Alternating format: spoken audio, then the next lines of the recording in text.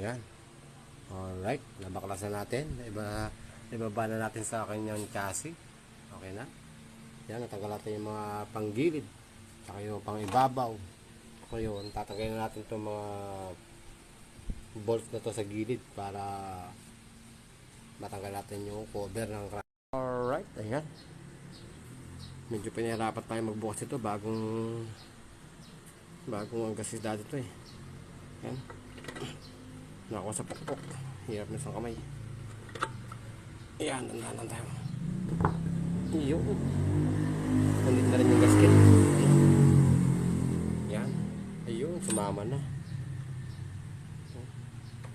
Bearing niya. Iyo, ito yung mismo makina niya. Yung transmission. Okay. Titingnan natin kung may tama mga gear, kung may bungi. Okay.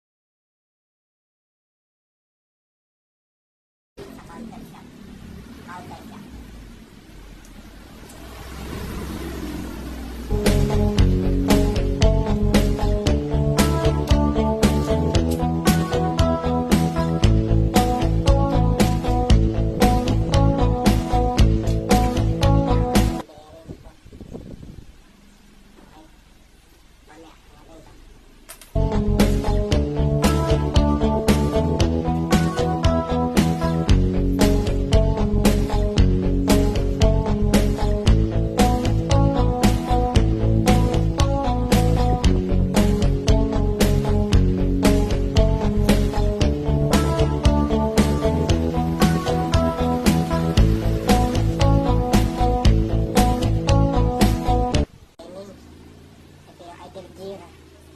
Okay? Dati siya, maalong. Ito. Ito.